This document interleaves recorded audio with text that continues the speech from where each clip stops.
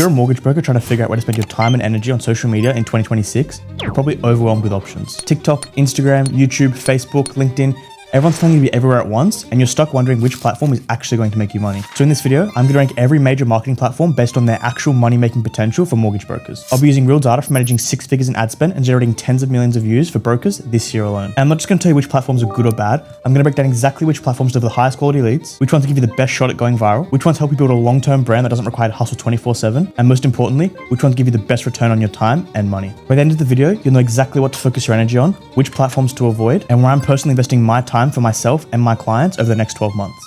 Let's jump into it. All right, so if we're going to rank platforms based on their money-making potential, then there's things we should care about. The first is lead quality. So we're judging the platform and how keen the average lead is to use our service. Then we have virality, which is based off how easy it is to reach a lot of people. Then long-term brand building, which is simply how much effort it takes to build a brand that eventually doesn't require you to hustle 24/7 to get leads. And finally, ROI, which is going to be based on how much time and money you need to invest into that marketing channel before you start seeing a return. All right, let's start with TikTok. So straight out the gate, it's great for going viral. You can start pumping 300,000 to 400,000 views a month if you've been posting consistently for 6 months and sprinkling some controversial videos in there. So it's great for getting quick views, but it's not built for this industry. People go on there for quick entertainment and to rod their brains, not to make life-changing financial decisions. You'll get a flood of questions from people, but 85% of them will be aged 19 to 28 who have low income, no deposit, and when you respond back to them, they'll end up just being time wasters. So I think TikTok perfectly demonstrates that views don't equal revenue. All right, so what rating do I give TikTok for mortgage brokers? Well, for lead quality, I mean, it has to be low. Virality, as I said, is quite high on TikTok. Long-term branding is low because what's the point of having all these followers and viewers if majority of them can't afford to buy a home? ROI, low, which again is self-explanatory. So for TikTok, with all these things considered, I'm gonna have to rate it a C.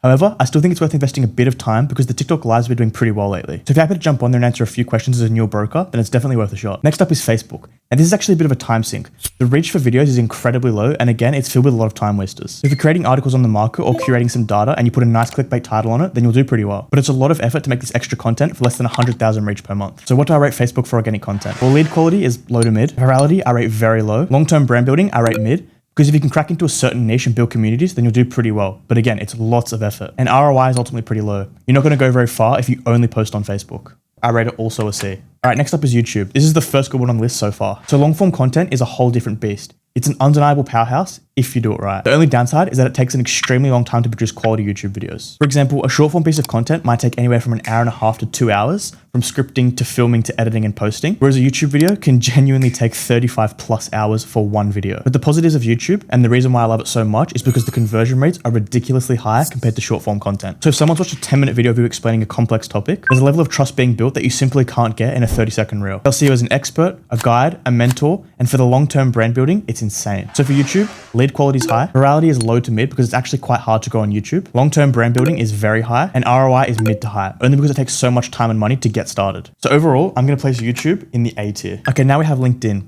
This is actually quite a solid platform, but it's highly niche specific. If your ideal client is a white collar professional or a seasoned investor, LinkedIn is a gold mine. It's time efficient, you can get decent engagement, and you can build up an audience pretty fast if you interact with other people. And if you're trying to build referral partnerships, then LinkedIn is the place to be.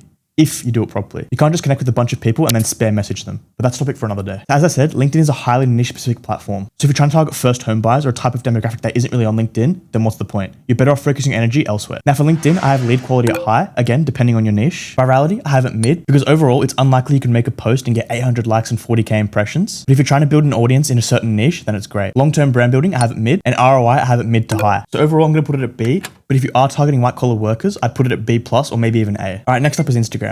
Now this is my golden child for mortgage brokers. It's got the perfect mix of virality, audience building, and a demographic that's actually capable of buying a home. You can build a pretty low audience quite fast if you post valuable content consistently here. The virality is high, the brand building is high, and the return on investment is fantastic. It's the perfect blend of all the best elements. So I kept this one quick because I'm probably gonna make a whole video on it, but here's how I rate it. So for lead quality, I rate it mid to high. Virality, I rate it high. Long-term brand building, I rate it high. And finally, ROI, again, I rate it high. So for overall tier rating, I rate Instagram right at the top for brokers in the S tier. And next we have email marketing. This is another powerhouse that gets forgotten by 90% of brokers. Now, email marketing to your loan book or people who have opted in for a lead magnet is an absolute must. If you're not doing it, then you're leaving money on the table. The lead quality of these people is usually pretty high because they're either already a client or they felt comfortable enough to share their information with you. So staying top of mind with a warm audience is elite for picking up easy bookings and also for client retention. It's also incredibly efficient because you can build up an email sequence that lasts a few months or even years and let it run on autopilot for your new clients or leads. So for email marketing, I rate lead quality as high. Virality, I rate as non-applicable or NA because, I mean, they're already your clients. Brand building is high because it keeps your clients and warm audience engaged. And ROI is high because it's cheap and doesn't take long to do. So with all those things considered, I'm going to put it in the A tier. If you can get it right, then I'm a big fan of email marketing. All right, so next we have the other golden child.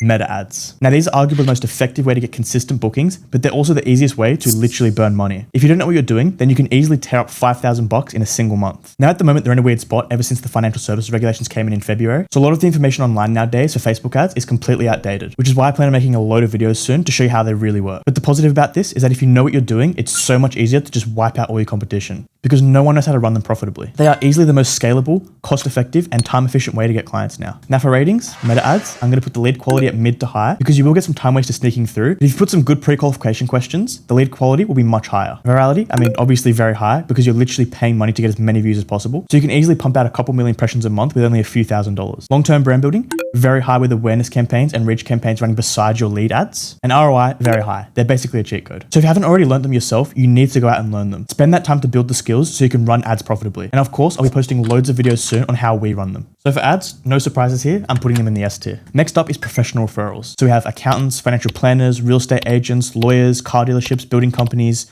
small trading businesses, etc. Now, I don't like to look at these as just referrals. I also like to look at them as free marketing because if you get sent 5 to 10 clients a month from your network, then each of those clients probably know about 100 people. So now you're in the secondary network of 500 to 1,000 new people every month, which means after a year, you'll be in the secondary network of 10,000 plus people. So if you take the time to build a proper referral program and a proper distribution system to actually secure partners that's in your consistent business, and you nurture those relationships, then it's hands down the best way to get business. So for lead quality, I rate these as high. In fact, they're probably the best lead quality you'll ever get. Virality, I rate as low to mid. Long-term brand building, I rate very high because you can build a big business and get lots of trust from associating yourself with other big referral partners. And finally, ROI, I rate very high. If you can get consistent business off someone and just pay them a cut of your commission, then you're laughing. So for professional referrals, they're going right at the top at S tier. If you could only focus on mastering 3 marketing channels, then these ones up here in the S tier will literally change your business. Obviously, the more you do, the better. And as you scale and get bigger, you should definitely try and do all of these. But if you could only focus on 3 of them, then these ones up here will take your business to the moon. Okay, next we have client referrals. Now these are pretty straightforward, so we'll be quick here. Essentially, there's nothing better than a referral from a satisfied client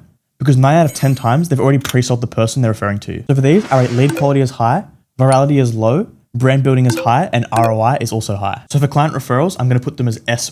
I'd say they're in between S and A, only because they're not super scalable in a fast amount of time. Next is SEO, and again, I'll be quick here because to do it properly at a national or state level is going to cost you a boatload of money unless you've already been doing it for 5+ years. If you're trying to rank locally though, it's a different story and it's 100% worth a shot, but I'll cover that in another video soon. Essentially, SEO is a very long-term game, and in the short term, your returns will be extremely low or even non-existent. So for SEO, I'll rate the lead quality as medium to high, virality is low, long-term brand building is very high, and ROI is mega low short term. So for SEO, I'll put it in the C tier for most brokers. But if you've already been working on it for a long time, then I would say to definitely keep going because the more information you put out, obviously the higher you're going to rank. So there you have it. That's my brutally honest tier list on every marketing strategy for mortgage brokers. As I said earlier, the areas we're focusing on for 2026 are 100% Instagram content, meta ads, and setting up proper referral partnership programs. So if you're writing less than 60 mil a year, I'd pick 3 to 4 of these that are close to the top and go absolutely ham on them for the next 12 months. And if you want help implementing any of these 12 frameworks into your brokerage, or you want a complete marketing system done for you, you can use the link in the description to chat directly with me. I hope you guys enjoyed the video, and I'll see you in the next one.